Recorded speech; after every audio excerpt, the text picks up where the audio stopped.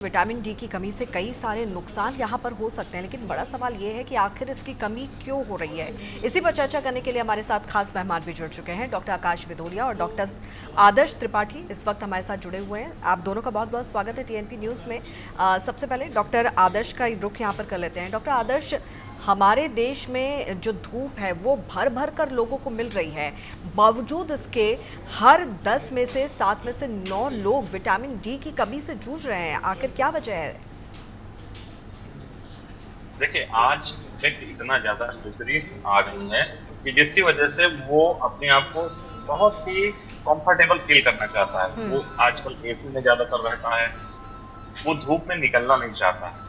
इसकी वजह से जो है विटामिन जो नेचुरल होता है, जो सुबह सुबह की किरणें होती हैं, वही केवल जो होती है हमारी बॉडी जो होती है वो एब्जॉर्ब करती है। अगर किसी को विटामिन डी की कमी आ रही है और अगर वो सुबह सुबह जो है जो हल्की हल्की सी धूप होती है उसमें बैठता है या घास से जो है रनिंग करता है या घूमता है, तो बेस्ट एक सोर्स कहा जाता है एनर्जी का, क्योंकि सोलर सिस्टम जो होता है वो सबसे बड़ा सिस्टम होता है विटामिन डी को प्रोड्यूस करने के लिए। और वो एक नेचुरल तरीके से हमारी बॉडी में जो है विटामिन डी का फॉर्मेशन करते हैं। और विटामिन डी जब अगर हमें पर्याप्त मात्रा में मिलती है तो उससे हम ऑस्टियोपोरोसिस जैसी समस्याओं से जो है काफी हद तक बच सकते हैं। जो हमारी मांसपेशियां कमजोर होने लगती हैं उससे बच सकते हैं। तो इसलिए हमको बहुत जरूरी है कि विटामिन डी नेचुरल तरीके से एब्जॉर्ब करें, ना कि मेडिसिन से और दवाओं से। जो एसी में आज जैसे गर्मी का माहौल है तो बहुत से लोग जो है सुबह से शाम तक वो एसी में ही रहते हैं, और ऑफिस जाते हैं तब भी एसी है, कार में बैठ रहे हैं तब भी एसी है, घर में एसी है, तो वो कहीं भी अपने आप को धूप के कांटेक्ट में आने ही नहीं देते हैं कि विटामिन डी आराम से उनको प्रिपेयर हो सके। तो ये सबसे बड़ा रीजन है जिसकी वजह से विटामिन डी की बहुत ज्यादा कमी आ रही है। तो इस पर बहुत ज्यादा ध्यान देने की जरूरत है कि हमें अपनी लाइफ को इतना ज्यादा कॉम्प्लिकेटेड नहीं बनाना कि हर समय मैं एसी का यूज करूं।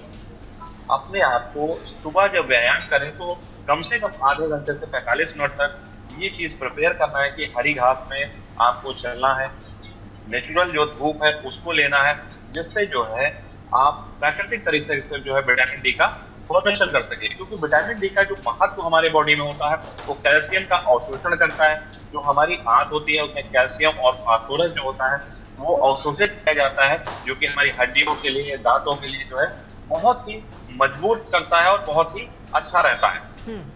तो इसलिए बहुत जरूरी होता है कि उसका जो है प्रिपेयर होना बॉडी में नेचुरल तरीके से जरूरी है। दूसरा, मांसपेशियों को स्वस्थ रखता है या मांसपेशियों को सुचारू रूप से काम करने के लिए संतुलित करता है, उसके लिए भी बहुत जरूरी होता है। और दूसरी चीज होता है कि ये मजबूत जो होती है रोग प्रतिरोधक क्षमता, मतलब इम्यूनिटी को जो है बूस्टअप करता है। तो हमारी इम्यूनिटी को जो होता है वो बहुत अच्छे तरीके से बूस्टअप करता है, जिसकी वजह से भी जो है हम नेचुरल तरीके से अपने आप को उन तमाम बीमारियों से लड़ने की जो है पावर जो है जनरेट होती है। और सबसे लास्ट मुख्य बात होती है कि मानसिक स्वस्थ होना जो होता है वो बहुत बेहतर होता है, क्योंकि जब आप डिप्रेशन की कंडीशन में होते हैं और आप इस टाइप की थेरेपी करते हैं तो उससे आप निकलते हैं और हमारी बॉडी जो होती है वो बहुत रिलैक्स होती है, और मन और शरीर का दोनों का तालमेल जो होता है वो बहुत जरूरी होता है। तभी हम एक बेहतर जिंदगी जो है वो जी सकते हैं। बिल्कुल, और इसीलिए विटामिन डी बहुत ज़्यादा ज़रूरी है। और अगर विटामिन डी की कमी होती है तो कई तरह की दिक्कतें हो सकती हैं। वो दिक्कतें क्या होंगी वो डॉक्टर आकाश से यहाँ पर समझने की कोशिश करते हैं। डॉक्टर आकाश, आजकल छोटे बच्चों में भी विटामिन डी की बहुत ज़्यादा कमी देखने को मिल रही है। विटामिन डी की कमी अगर आपके बॉडी में होती है तो किस तरह की दिक्कतें, समस्याएँ यहाँ पर हो सकती हैं? जी, बिल्कुल सही कहा आपने। छोटे बच्चों में विटामिन डी की कमी देखने मिल रही है। उसके पीछे कैसे आपने बताया कि सन एक्सपोजर अवॉइड रात के टाइम पे खासकर बच्चों को बाहर खेलने नहीं देते, तो इस वजह से विटामिन डी डल जाती है। विटामिन डी जो बच्चों में कम ज़्यादा सीवियर कॉज करता है उसे रिकेट्स कहते हैं। रिकेट्स ऐसी बीमारी है जिसमें हड्डियाँ उड़ जाती हैं। आपने देखा होगा पैर ऐसे सीधे होते हैं, उसकी जगह वो पैर ऐसे बो हो गए, ऐसे टेढ़े हो जाते हैं।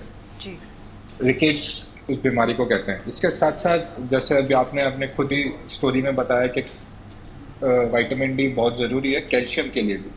तो विटामिन डी डेफिशिएंसी की वजह से कैल्शियम डेफिशिएंसी हो जाती है, और कैल्शियम की वजह से और भी सिम्टम्स पड़ते हैं, जैसे हाइपोकैल्सेमिक टेटनी स्पैज़म, सीजर, दौरे पड़ना, फिट्स पड़ना, मसल्स में एकदम से टाइट हो जाना, तो ये सारे सिम्टम्स कॉमन है बच्चों में, और बच्चों में ज़्यादा सीवियर है।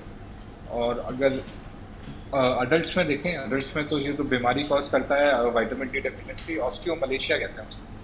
क्योंकि जैसे मैंने बताया कि कैल्शियम को एब्जॉर्ब करना विटामिन का कैरियर का काम करता है, कि वो इंटेस्टाइन जहाँ से हम खाना खा रहे हैं वहाँ से एब्जॉर्ब करके ब्लड में आएगा और ब्लड से फिर बोन में जाएगा। बोन बोन में क्षम होगा, बोन उतनी स्ट्रांग होगी और उतना वो अपना वेट, जो बॉडी वेट है उसको अच्छे से कर पाएगी। बट अगर जब विटामिन डी कमी हो जाती है तो बोन में कैल्शियम कम डिपॉजिट होता है, बोन कमज़ोर हो जाती हैं और बोन कोलैप्स होना स्टार्ट हो जाती हैं, जिसको ऑस्टियोमलेशिया कहते हैं। और सीवियर अगर ओल्ड एज तक वो कॉन्टिन्यूसली बना रहता है लंबे समय के लिए तो ऑस्टियोपोरोसिस हो जाता है। ऑस्टियोपोरोसिस में क्या होता है, छोटे छोटे पोर्ट्स क्रिएट हो जाते हैं बोन्स के अंदर, तो जो बोन्स की टेंसाइल स्ट्रेंथ है वो कम हो जाती है। तो ओल्ड एज में सिर्फ अपनी बेड से नीचे गिरने से भी फ्रैक्चर हो जाता है। बहुत छोटा एक पैर बस स्लिप करा एक सीढ़ी से और बस प्रेशर पड़ा और वहाँ पे फ्रैक्चर हो गया। ये कारण होता है क्रॉनिक कैल्शियम और विटामिन डी डेफिशिएंसी की वजह से।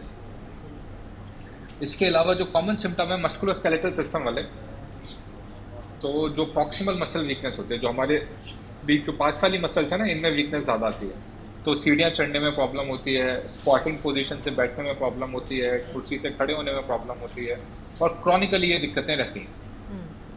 और ये सिर्फ बोन्स में काम नहीं करता, ये हेयर ग्रोथ पे भी बहुत इंपॉर्टेंट है।